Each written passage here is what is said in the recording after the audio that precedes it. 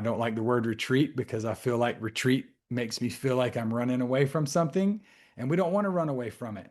Running away from it is what got me to a place where I wanted to take my life at 30 years old. So I want to stare it in the face. I want to address it. I want to welcome everything into the room, and then I want to sort through it and process it. And so that's why we created that space. You're listening to Give Yourself Some Leeway with me, your host, Eugene Lee. Today I am joined by Nic Collins.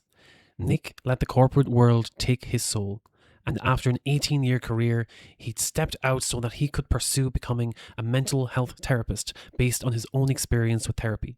He now runs Advance Men's Gatherings, building a community of men in the mountains of North Georgia.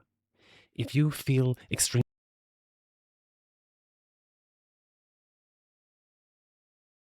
burnt out and lack direction and purpose in your career, then this episode is for you. Nic, welcome to Give Yourself Some Leeway. It's a pleasure to have you on the show, especially because of how we got in touch. Was from Lance Woods. He was one of my first guests when I started podcasting. So it was great when he reached out and was like, "You need to get Nic on the show." Yeah, absolutely, man. I'm excited to be here, Eugene, and talk to you ever since the first time we chatted, which was also, I guess, now 3 months ago, probably. So I'm glad that we finally have it worked out to meet. And yeah, a really cool connection through Lance, one of your former guests and a friend of mine. So yeah, I'm excited to chat. Yeah, and this is how these things happen. Sometimes, like, I connect with someone and it could be 6, 12 months later, and we're like, hey, is this episode going to happen? It's like, we had a great chat. Who's like, we need to make things happen. But so always in time, people, um, we find a way to make things work. Um, so Nic, one of the things that I loved about you was your journey and what it took from where you used to be and now your journey into men's health retreats. So, for our listeners, where did this all begin for you? Ooh, big That's a question, loaded Eugene. question. Yeah, that's a loaded Yeah, question. yeah, big question. I So, how mean, far back do you want to go? yeah, well, I think that it's always a progression. I'll say that first, and hopefully that continues to happen for the rest of my life. And it did take me a long time to realize that, we're never really at the destination. It's always just growth.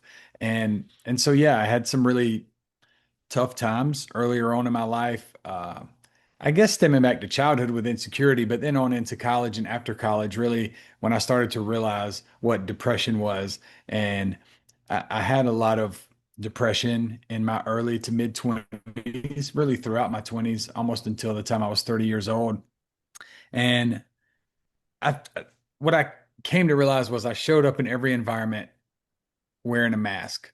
I felt like as a son, as a brother, as a coworker, as a friend, as a romantic partner, I felt like I could never be myself. And it really boils down to that. And so I felt like I had to put on a mask and try to be the person that I thought people wanted to see. And it was fine for a while because I got good feedback from people, you know. And so I was like, well, I guess I should keep doing it. And you keep doing it. But it was killing me inside because I would go home and cry myself to sleep at night. And because I knew that I wasn't being me. And so in every area of my life, it just started to overwhelm me. And so that was really the root of it. I was really, really depressed in my 20s, throughout my 20s, on into my early 30s. Um, I had suicidal ideation, suicidal intent. My behavior had gotten really erratic. Substance use was a big part of my life. I drank excessively for the majority of my life. So all those things contributed, to a pretty rough place that I had gotten to.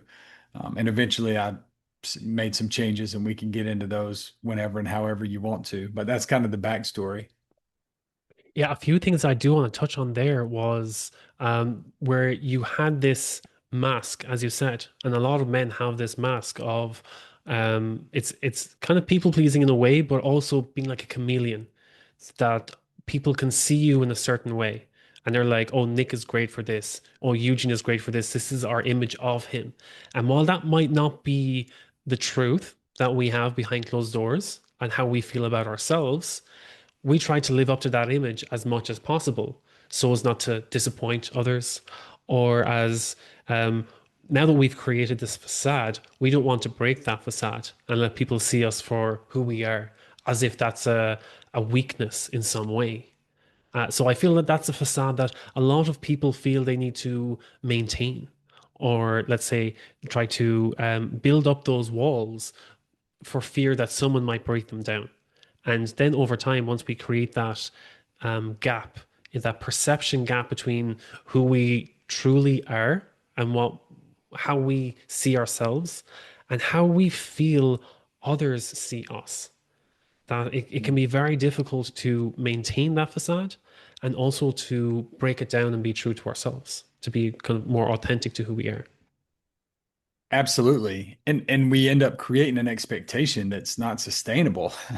You know, we expect ourselves to show up in all of those different areas and give people what they want, what we think they want from us, like you said with the facade. And it's not sustainable over time because what we end up doing is suppressing how we truly feel and not addressing it. And then it comes up sometime later. And usually, I always say that suppressed emotions never die. They come back bigger and badder than ever. And so at some point, they're going to manifest themselves and show up and need and have to be expressed. And that's typically what happens. That's what happened to me.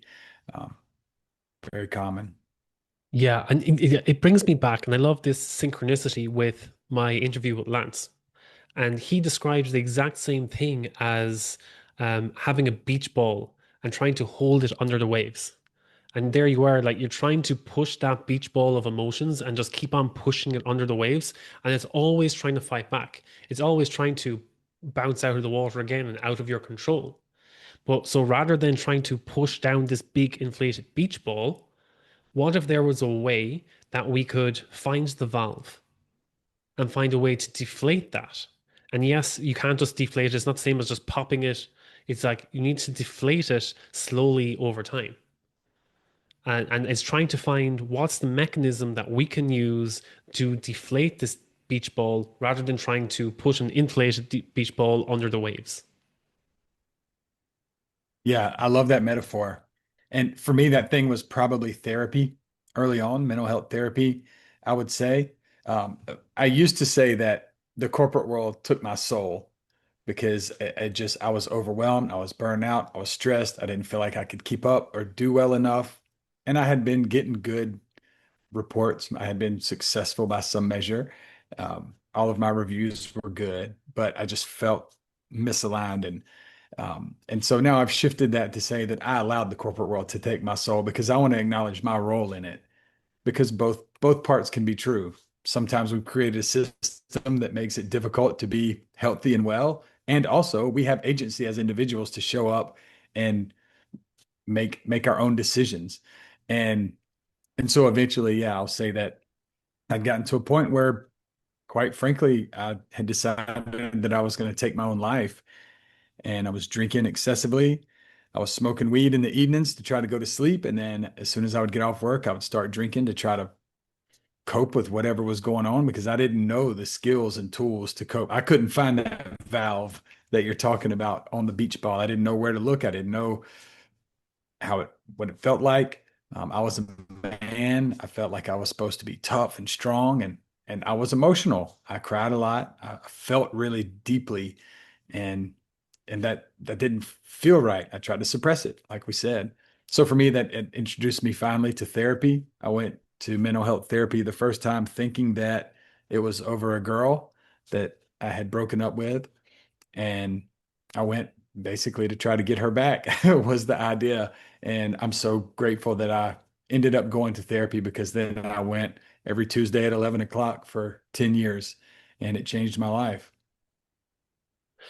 That's a very interesting mechanism that the reason that you went to therapy wasn't to work on yourself. The goal was something that was external. And while it may have been, um, let's say, not the main it wasn't your main focus to go for you. It was to achieve the goal. And that might also have been a factor that we always try to seek something outside of ourselves rather than work on ourselves. But in the end, even though that was something external that you wanted, the end result was it got you to focus on you. So I guess it was a means to an end in a way that our lives seem to work out in our favor even when we don't mean for it to go in a certain direction, if that makes sense to you, that you weren't doing it for yourself initially, but in the end, the therapy was what you needed in order to pursue the next chapter of your life. Yeah, sometimes I'm probably not too smart or aware, and so I need some good favor in my life to just show up. And then we have to be open to grab that good favor and, and pursue it. And so maybe that's what happened there because yeah, I wasn't thinking about this decade-long bout of self-exploration and discovery and changes. I wasn't thinking about that going in. I was very singular focused on a relationship that was well since its prime anyway. It wasn't the right relationship for either one of us, and we both knew that. But my insecurities is what, led me to that point, and I learned all that later. But I did. I started going to therapy every single week. I didn't tell anybody. I was scared to tell anybody. I still thought that it was weird or wrong or whatever. And man, I would do the work. I said, if I'm going to be here, I'm gonna try. I'm gonna try to figure it out and do what I need to do. And I literally just stripped every part of myself, my past, my present, my thoughts, everything, just stripped it all down to the ground and piece by piece, bit by bit, understood, started to understand who I am as a person, how I was wired, how I show up for people, what I want my life to look like, how I can control the way that my life looks from here on out. I didn't know or understand any of that stuff before. And so it was, yeah, I mean, again, maybe I'm a slow learner. It took me a long time. Time is a component of change that we ignore sometimes. We want it to happen right away. And even some family members of mine and friends that did know, a close circle of people knew I was going to therapy. And I would go, for a couple weeks and they'd be like, all right, you good now? And I was like, I don't think this is how this works. I think this is a long road ahead. And I'm so grateful for that long, hard, difficult, challenging road because it's turned me into the person that I am. I mean, I ended up going back and getting a master's degree to become a therapist. So if that tells you how powerful my experience in therapy was, I changed the trajectory of my whole life. Yeah, it's funny. This brings me back to the same beach ball analogy because once you find that valve, and that valve for you was the therapy, once you've opened that valve, the initial, let's say, pressurized beach ball is going to deflate some on its own. But if you keep the valve open and the beach ball is somewhat soft, it's not going to deflate anymore unless you apply more pressure. You need to have intentional action to start to force any more air out of that beach ball. So, and that for you was not only having the weekly therapy sessions, but getting more intentional about it, which led you to wanting to become a therapist yourself. Was that primarily, let's say, to deepen your focus on the therapy and more on yourself? Or did you feel like, from what you went through and your experience with therapy, that you wanted to help others? Perhaps a combination of those, Eugene. Ever since I was a kid, I felt a very strong pull to serving other people. I didn't really conceptualize what that looked like, what it meant. I didn't understand all of that stuff as a young person, but I was always drawn to other people. Later, I learned what empathy was. When I was a kid, I didn't know that, but I would be told by many people in my life that I was very empathic and and that I just feel deeply with and for other people as well as for myself. So I always wanted to serve. That was a pattern in my life for all of the years of my life. And I think that's part of what created the misalignment in my professional career. I worked with one company for 18 and a half years. I was very loyal. They were great to me. I met some phenomenal people, but it wasn't, it served its purpose. It had a shelf life. It was so great to me. It afforded me the ability to go back and pay for a master's and travel the country and do other things. But I think that's part of what created the misalignment is because I wasn't expressing myself authentically. So that service oriented thing had always been in my mind. I got into some international travel. I'd been to Bolivia several times and Nicaragua on some service oriented trips where we did construction. and it just felt like magic when I was there. I just felt a feeling there that I didn't get a lot of other times and places in my life, and it was presence and service, I think. And so those things always spoke to me. So it was always in the back of my mind, like, man, maybe one day I'll move to Bolivia and I can just feel like this all the time. In 2018, I went to Nicaragua and I had that same kind of feeling. And I stood there the last day I was there and I cried my eyes out and I was like, I'm coming back here. Like, I don't want to get on the plane to go home. And I flew home and I called my boss within the next like week. And I said, man, I'm moving to Nicaragua. I've been here for 15 years at the time. I was like, I just have to go chase this feeling that I want to continue to have. I told him before I told my parents or anybody else, I said, man, I'm telling you first, so I have to do it. I'm quitting my job, I'm selling my house, and I'm moving to Nicaragua.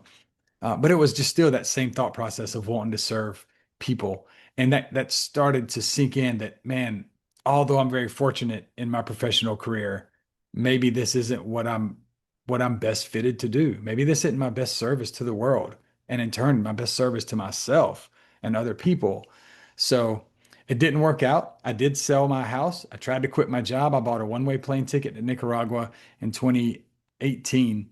And about 2 weeks before I was to take off, a war broke out in Nicaragua, and they told me that it was not fit for me to come to hang on for a little while and see what happened. So I ended up staying with my company for a few more years. Very grateful for that.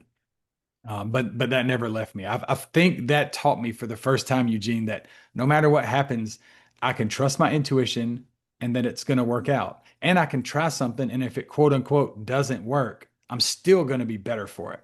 So I went back to work at the same company. I made more money than I ever had. I changed positions and got in a position that suited me better. It it all worked out. And ultimately, 3 years after that, I left for good after 18 and a half years with the same company to pursue a degree in mental health therapy, counseling, and rehabilitation. And yeah, just a beautiful moment. And yeah, that was a long backstory, but to answer your original question, it was for service. I just felt like I had something more to offer to other people. What I love about your backstory now, especially what you're sharing in detail, and I didn't say this to you before I hit record, but I listened to your interview that Taylor interviewed you on the Constant Quest, and Yeah. that dates back 2 years ago now. So I love hearing your perspective now versus the story that you shared then. And and back then you were only starting your master's in therapy. So what has your experience been in the past 2 years on doing your master's in therapy? It's been a whirlwind. There was when I was in school, I was still working full time during the day in my previous career, and I was going to school full time at night as a master's student.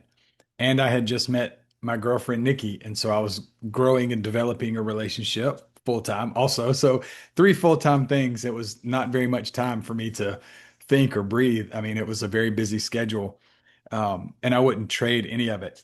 And so I left my company in 2024 and I had a little break in school. And so Nikki and I outfitted a van and I drove it across America for 2 months and just kind of as a way to shift this momentum, I guess, from my former career to, hey, this is the direction that I'm taking my life at this point.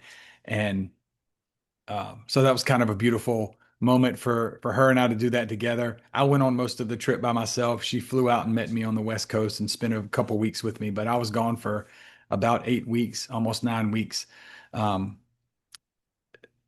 but yeah, what has it taught me? It's interesting. I graduated last May, so I've graduated for 1 year from the master's program. So now I'm doing therapy 10 hours a week. I do some personal growth coaching. I do a lot of public speaking. So I speak on mental health in the workplace, personal growth, authenticity, those sort of things. I published my first book last November. So it's changed my life in every way. I don't think I could have done any of those component things when I was still working full time because that was my obligation. That was how I made my money. I felt an obligation to them, but now it's all mine and it's all aligned.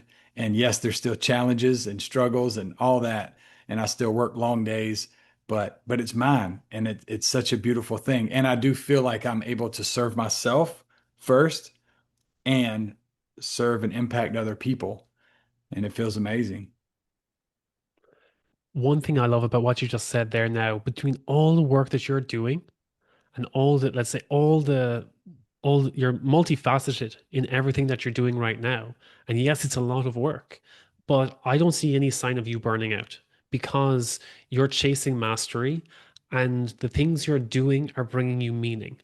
And when you have mastery and meaning aligned, it's you can pursue a lot more within your capacity without burning out.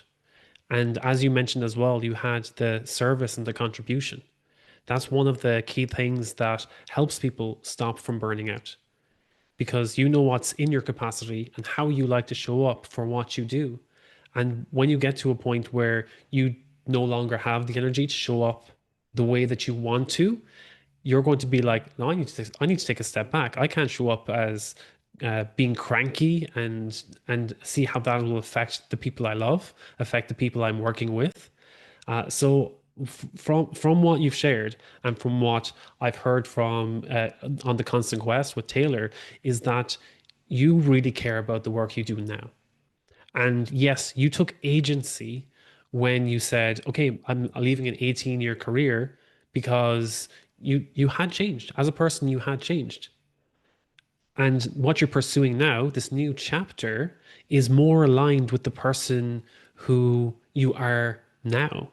And you've really stepped into that. And I really admire that in a person because I was similar in my last job. I was there for almost a decade.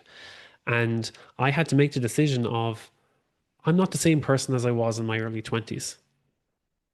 My values have changed a lot between when I was 21 and when I was 32. I'm going to have to acknowledge that the job that I signed up for at 21 is not the same as the job that I have right now. And my values have changed along the way.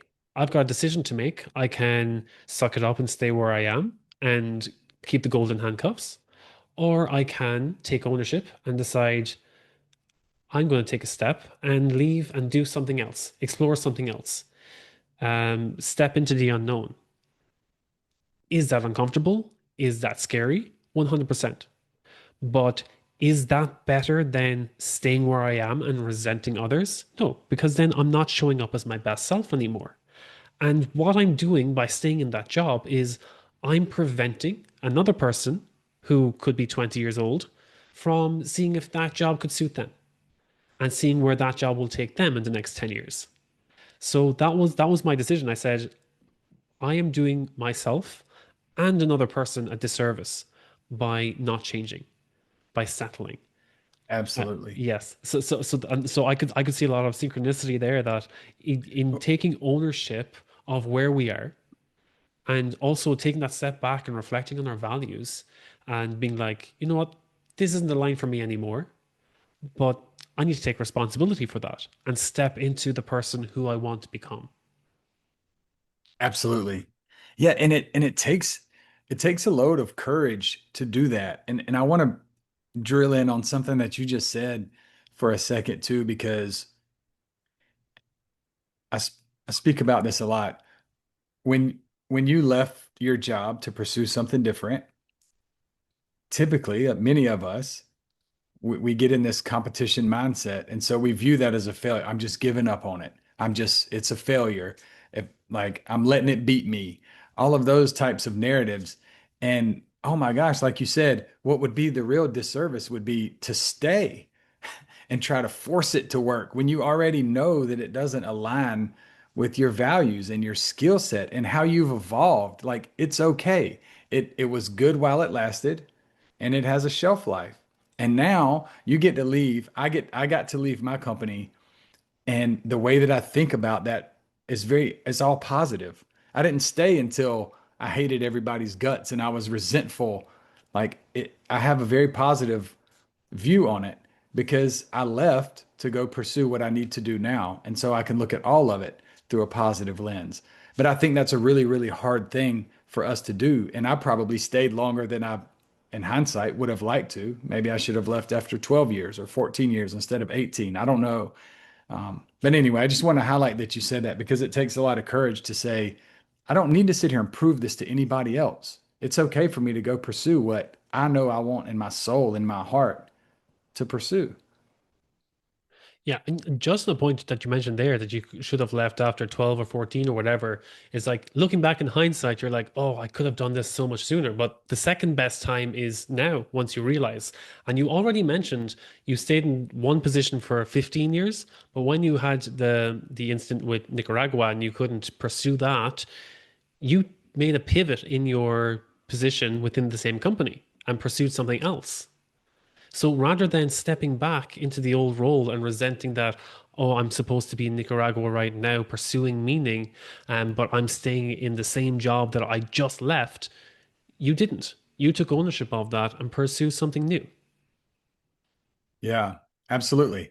And I had more confidence. I came home and I felt like, oh, I get to show up and ask for what I want now. I used to think that like I have to just try not to mess anything up and hope I keep my job. I have value too. And I didn't realize the value that I had and that I brought. And I never wanted to be arrogant or cocky, but I could be confident and I didn't realize before that. So I came back or once I didn't move to Nicaragua and I said, "Man, I think I would be really suited better for this role." And they were like, "Great. We think you should give it a shot." And that's all it took was me having the confidence to own it and go do it. And it went very well. And they were pleased. I was pleased. I made more money. Yeah, it's interesting how that works. And what gave you that confidence? Was it the taking ownership and finally being like, okay, quitting the job, going to Nicaragua, and that awakened that confidence, or was it something else that triggered it? Yeah, I think that was kind of the culmination of it. I struggled with inferiority complex my whole life. I'm a middle child. A lot of middle children struggle with imposter syndrome. A lot of people do, but specifically middle children, that's a trait that we have. And so I think that that was part of it. Like in the relationship didn't work out. Well, I need to go to therapy and figure out why I messed it up. It was always that type of narrative with me. And I think the work that I had started to do in therapy started to grow my self-understanding, grow my awareness and acceptance of self. And so my self-image improved. And that just breeds confidence. If you know who you are, then you can figure out how to get where you want to go. But until that, you're just kind of walking blindly. And so, yeah, I think I started to grow confidence through the therapy and understand myself a lot better. And then when I decided to go to Nicaragua, it was just kind of this culmination of that. It was like, man, this freedom feeling almost of like, I can make decisions for myself and I can go down there and figure something out and I can cut this cord from corporate America and I'll be okay. And it didn't work out and I was still okay. And so I came back just with this new perspective of, I get to make decisions for me. And I can't control what they do with it. If they didn't like it, they could have told me to hit the road and I would have had to make another decision. But that's okay because we have to be able to show up and express what our needs and wants are. And we can do that respectfully. We can disagree respectfully. We can have nonviolent communication, a lot of skills we can learn in there. But yeah, for the first time, I think I just came back and spoke up for myself. Yeah. One thing I want to touch on next is the men's health retreats you do now. What made you pursue that after your 18-year career? And was it because of the leaving the career and going into the therapy that these retreats came about, or was it something else that triggered it? It was maybe a little bit of something else, probably a little bit of both. I will say this, leaving the career and working towards something that felt aligned with me created the space, the mental space, and the time on my calendar, but created the mental space where I could be creative, where I could just walk and think or sit and be and watch the river or the lake or watch the sunset. And so, going through a lot of those things myself and feeling that transformation is it felt like something that I needed to share. And so the men's retreats, we actually just got back from one on Sunday night. We had one last weekend. So I'm very fresh off of it and I'm on a high because it was an amazing experience. But Taylor and I created those together. We had done the Constant Quest podcast. That podcast came out of a school assignment that I had in my master's program, actually. Since I was becoming a therapist, one of the things we had to do as an assignment was record ourselves talking to someone else, just so we could see how our hands move and our facial expressions show up and how we lean in or lean out of a conversation. And so the first assignment was just call a buddy, record yourself, video record yourself talking to them. So I chose Taylor and we had this great conversation and we got done and we were like, we felt so fired up about it. And we were like, should we just be doing this all the time? Like intentionally surrounding ourselves with people that, feed our soul and we can give back to them as well. So that's how the podcast started. And then we started to have those conversations and it felt amazing. Other people started to respond to it. We had some phenomenal guests and conversations. And so we were like, let's take this thing to another level and start to have these retreats. And we decided in the retreats to be specifically for men because that felt like an area that continued to come up where a lot of men don't feel like they have um, the spaces in their lives to be able to be vulnerable and wrong and open and share and feel supported in that. I think a lot of times men feel like they're being judged all the time, whether it's true or not. And so we started the men's gathering. We call it the Advanced Men's Gathering is the name of it, because I don't like the word retreat because I feel like retreat makes me feel like I'm running away from something, and we don't want to run away from it. Running away from it is what got me to a place where I wanted to take my life at 30 years old. So I want to stare it in the face. I want to address it. I want to welcome everything into the room and then I want to sort through it and process it. And so that's why we created that space. I love how you create the space for men as well. So I just tried starting something similar in Switzerland last year, and I was trying to create a men's discussion group because men had reached out to me and they said that they wanted, as you said, a space where they could be more open about how they felt without feeling judged, without feeling like they'd be attacked, or feeling that someone would just be shouting their values and opinions at them when they tried to share an honest point of view. And I approached a group where I said, look, I want to start a men's group. And they said, oh, we already have a women's group, but we don't have the space for a men's group. People don't like the look of that thing because they were afraid of a toxic masculine space occurring. And I was like, wow, you're very quick to jump to that conclusion. So I said, okay, let's start with a mixed discussion group. And I convinced the men, I said, look, come along and I will moderate the discussion group so that everyone gets to share. But I said very clearly at the end, I said, I only have the capacity here to create one group, be that a mixed group or a men's group, because I don't feel like the right person to facilitate a women's discussion group. And by the end of it, after facilitating the whole discussion, I asked, look, if I was to pick one or the other, a mixed group, a men's group, and if we need a separate group, I'm going to need someone to volunteer from the organization to provide the women's group. And all of the men agreed that they would rather have the mixed group at the end, which caught me by surprise. And I was like, why did you felt more drawn to the mixed group afterwards than the men's group? And they said that they did not want to be, let's say, exclusive of women, but they wanted to be able to share their opinion without being spoken over. And they felt more comfortable in the mixed group because it allowed them to see the women's opinions also Hmm. without them being attacked or targeted, or at least they had a chance to speak and share the opinions and get to understand each other on a topic. And that was something that I found interesting. But I always thought that I wanted to create a space just for men. And in certain aspects, I feel it is necessary, especially to get men more connected with themselves, so that when they are introduced to something like the mixed group, that they don't feel attacked or vulnerable or exposed in the way that they initially had expressed to me.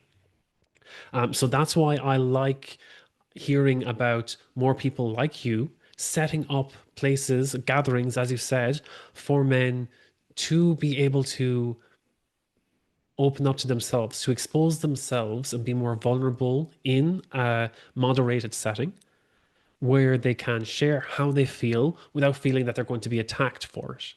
That they can open up and someone isn't going to just be very superficial and brush them off and say, oh, but don't cry about it. You're a man, be a man, all this stuff.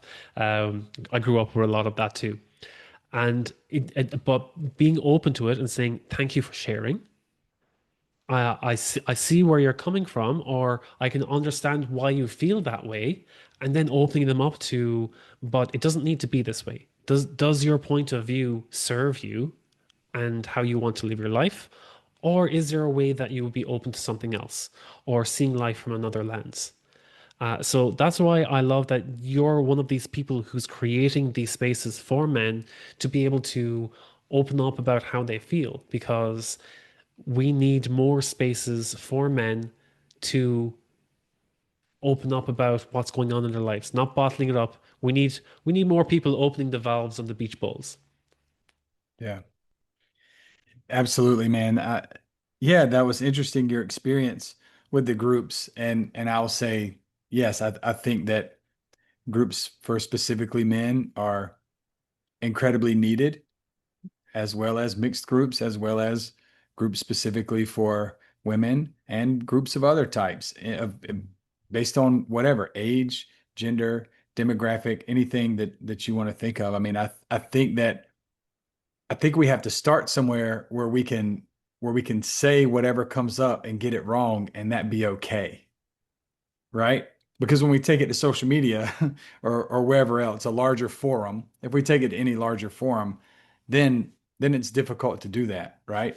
And so I think we need to start with spaces where we can feel open to share without being judged. And I'll tell you this, and I don't work exclusively with men in my profession, but these retreats are specifically for men. So I just want to say that, make that clarification. But in therapy in general, I run group therapies uh, virtually as part of what I do. And I'll tell you, so often I'll give a prompt or try to, ask someone a question, and somebody will say something and then look up at the screen.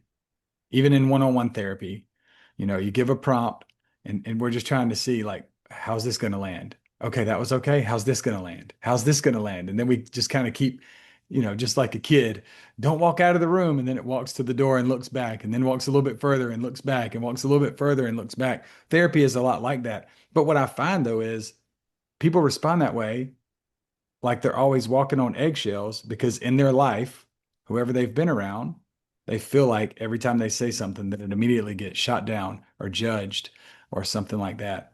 And that's a tough way to live. It's really, really hard if we feel like we're on edge all of the time, that everything we say is going to get chopped up or judged. So yeah, it just tells me how important all of those spaces are to welcome people, and all we can do is create the space, right? We have it's important for Taylor and I to create the space, show vulnerability, welcome vulnerability, and show support and care and love for men. And then the other component is people have to show up and be willing to dive in and do the work and accept that there's feelings that may come up that they're not used to coming up, and it's okay. Yeah, that's a big point, is that and especially when I had the moderated discussion, was that I was like, we're going to talk about things, and if it makes you feel uncomfortable, don't be so quick to just jump and share your opinion. It's like everyone gets a chance to raise their hand, they say their opinion, and then we open it to the floor. People can challenge it without attacking the person directly. So there was one example of, I was um, sharing about having no phone zones in your house. It's like, especially if you're living with your partner, have no phone zones. And the three that I pick are the dinner table, the bedroom, and the bathroom. And one guy got like really defensive about that. And he was like, Abe, the bathroom is the only time I get some alone time. So, and I was like, well, if you're going to be 20 minutes scrolling on Instagram on the toilet, that's not going to end well for you. And then the second one was the bedroom. He said, at the end of a long day, I just want to scroll through TikTok. And I was like, I don't want to talk to my wife. And straight away, all the women were looking at him and they were ready. They were ready. They're just like foaming at the mouth.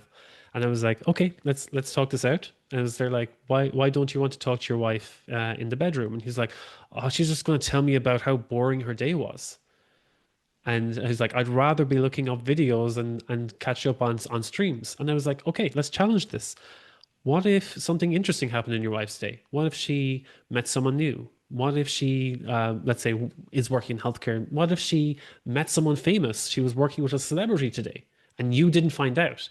Would you have FOMO? Would you have a fear of missing out if she told your friends before she told you? And then that changed something in him. He was like, "Oh, yeah, I would feel left out. Why am I catching up on Instagram when I could find out that my wife met a celebrity?" And then that clicked for him, and I was like, "Okay, it's like maybe I can just catch up on my phone when I'm commuting on the train instead." And when I'm in the bedroom, I can find out about my wife's day. And that was the logic that he needed in order to accept the truth that, okay, maybe looking at my phone before going to bed is not a good idea.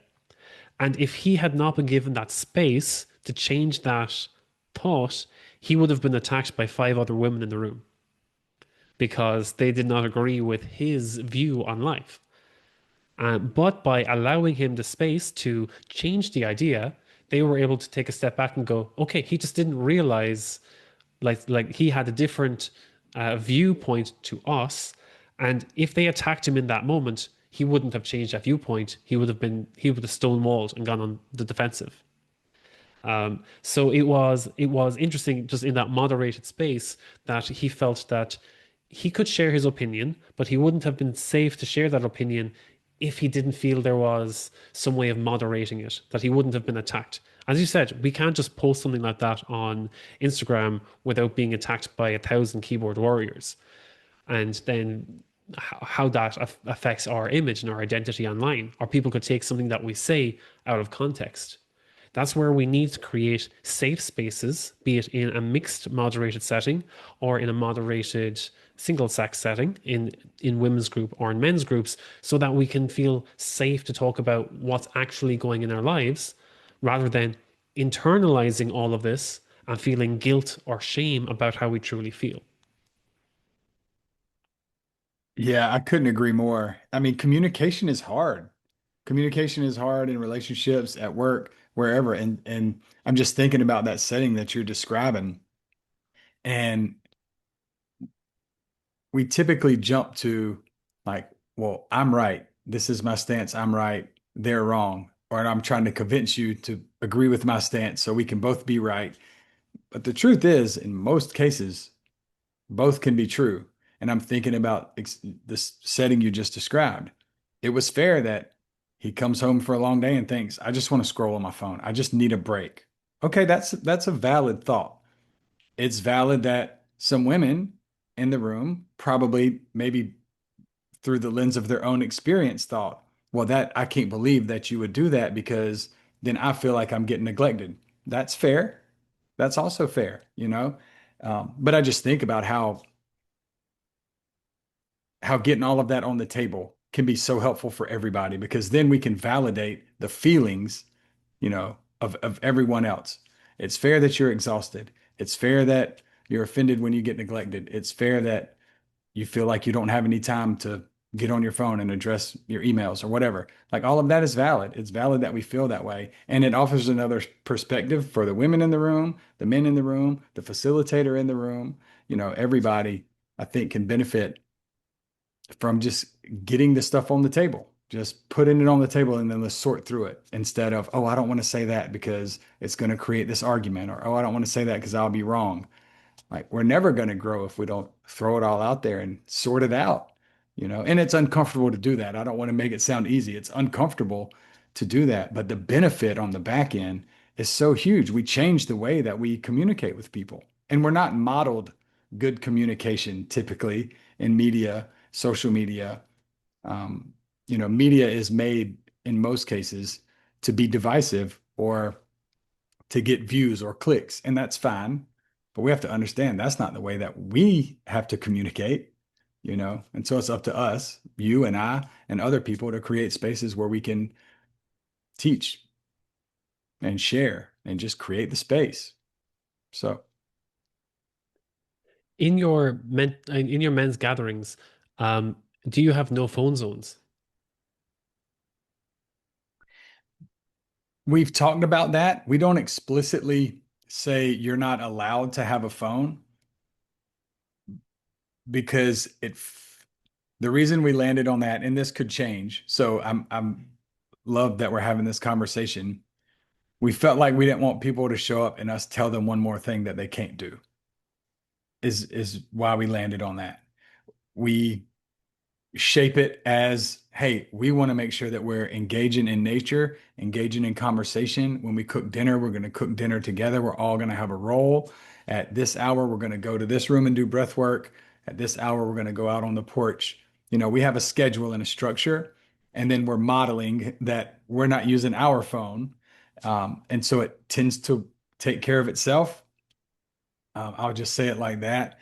So yeah, if someone were to show up and be on their phone all the time, I would probably approach it and address it with them and say, do you feel the need, what makes you feel the need to be on your phone when we're right here, you know? I do think it's very, very important. We're not sitting around the couch all on our phones together. I can promise you that. And we ask that people, when we go on a hike, hey, I'm putting my phone on airplane mode or I'm leaving my phone in the car. We don't, what do we need a phone on a hike for? One person has a camera. That's good. We don't need anything else. So yeah, that's our approach currently. Yeah, that's a good approach. And again, the only other reason is if you need to call for help, you need to call emergency services. Sure. At least one person has the phone, or at least, as you said, have it in flight mode. You're saving the battery, and hell, you can call someone if you need to in an emergency. But the one thing, the most disconnecting, the one time we're so connected yet disconnected is because of our phones. And it's when you find people going a long walk, and I've done this before, and next thing they're just on their phone the whole time. And people are trying to connect, and they're just like scrolling while walking, and it's like the second most dangerous thing I can think of, next to scrolling on your phone while driving, is scrolling on your phone while walking because there's so Yeah. many ways you can trip or walk onto the road or walk into someone, and you're just so disconnected with everyone around you. You're not experiencing nature. You're kind of half experiencing life. So I do Yeah. like your approach because you're leading by example without calling people out on it and giving them that extra shame or guilt around what's in their mind, their way of comforting or relieving themselves in an unknown or uncomfortable situation at first. Sometimes people just like to have the phone in their pocket, and that gives them enough comfort to deal with other people because it's a crutch that they can go back to if they feel uncomfortable. But and I do like your approach because if you give someone enough structure and they feel that they are needed, they're less likely to reach for that crutch. Yes, and it's their decision not to use it, not my decision. Yes, That's yes. so much more that in therapy, the change is made when the client makes the decision to change, not when I sit in a seat and say, "Oh, you need to do X, Y, and Z." That doesn't stick. And so even this weekend, we just got back from one of our retreats, and one of the guys on like the third day, he had pulled his phone out. It was in the evening. We had some free time. He pulled his phone out and just started scrolling Facebook or something. And he goes, why am I just randomly scrolling Facebook? There's nothing on here that I need to see that I'm here with y'all. And I just thought it was the coolest thing because we could have told him that on Thursday, you know, but he had that realization. That means way more to him going home and going forward than if we were to tell him what to do or what not to do. So, yeah. And I know you immerse yourselves in nature. What do you feel is the most impactful? Like, because for men, I feel that we open up more when we're doing activities together. Women can go and they can meet for tea or coffee and they can share everything about their lives. Whereas if men do the same thing, they probably don't talk about anything, or they'll just talk about the weather or sports, maybe their cars, and that's as deep as you get with men. And but it's when we are doing activities together, we open up a bit more about what's actually going on. What do you find are the impactful activities or the most effective activities that you do in your men's gatherings that really get men to just open up about where, let's say, maybe just be present in the moment and how they're feeling in the moment, or what, let's say, brings up like it just cracks them being like, oh, I've been bottling this for so long and something just comes up. Yeah, great question. We're really intentional about the way that we build our schedule and our time because we want people to have fun, which is something that a lot of men don't feel like they have the ability to do when they have a family or a job. And so we just play a lot also. We went whitewater rafting, we jumped in a river, we stood under a waterfall, did some cold plunge, some things like that. So that part helps bring the barriers and the walls down. And then as the day progresses in the evenings, that's when we have our intentional time and we go to a different space. So when you're in this space, we're going to be doing breath work. When we go in this space, we know that we're going to be having a men's circle, basically group therapy, essentially the same setup. Um, the the more tired people are, the more vulnerable they tend to get. And so we push that to the evening specifically for that reason to kind of cultivate this like, man, we've had a great full day, we're tired, and you just kind of feel the ability to emote. Um, this isn't new. We didn't create this idea. Revivals use this same in the church setting. Christian churches have revivals. If they have a revival, they're usually at like 10 or 11 o'clock at night or sometime in the evening. If you go on a church trip, um, they have an evening ceremony. That's when people are tired and vulnerable, and so they tend to make the biggest changes then. Tony Robbins, if you go to a Tony Robbins event, you do all this stuff all day, and then you get really tired and vulnerable, and that's when the change happens. So anyway, that's just the psychology of it that we do it that way. When we're on the hikes during the day, yes, we have some little prompts or different. I don't want to call them games, but things that we can do that generate good discussion. And Taylor and I are able to kind of lead and guide that, not that it all has to be deep all the time, but we're also not just screwing off all the time either. And so we try to create a good balance between fun and then space to share. I love that approach because it's you are creating that structure where again I love you have the playfulness and you also have this space where people can, let's say, reflect and be open. I love both that. Nick, the best place to find you as far as, and I'll have this in the show notes, you have Nic Collins Authentic on Instagram. You're very Yes. active on Instagram. You're sharing everything. Your story is so active. I love it. And I'll also have your website as well in the show notes. I love that you're creating these spaces, and I love that. I also love that Lance reached out and said, Nick's a good guy. We get him on the show, and I was like, yeah, let's make this happen. So thank you again so much for your time on this and sharing. I love that how your story has developed over, especially the past 2 years since the last interview that I listened to with Taylor.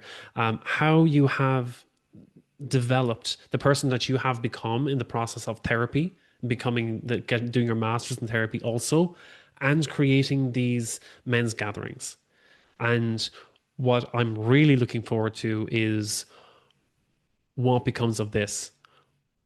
What will we see of Nick in the next 10 years? Yeah, it's a great question. I'm excited about it because I don't know, and that's scary, and it's also really, really exciting. I will say that I feel a lot of momentum right now, Eugene, and it's momentum of alignment. It's all the decisions I make right now. I mean, yes, I want to serve people, but it's like I serve myself first. I practice what I preach, and I want to impact people and share it with people as much as I can because I think we should all live the way that we want to and do the things that fuel our soul. And that's what I try to make decisions based off of. And I'm really excited about what's next. I don't know what it's going to be. I'm writing another book right now. Have a few other things going on. I'm working on a workshop based on my book. But yeah, we'll see. Who knows, man? I'm really excited about it. And thank you so much for having me on here. This has been awesome. Ever since our first phone call, I was like, I just want to hang out with that guy. I just want to chat with him. And so it took us a few months, but we finally made it. and hopefully we can keep in touch, man. Really appreciate it.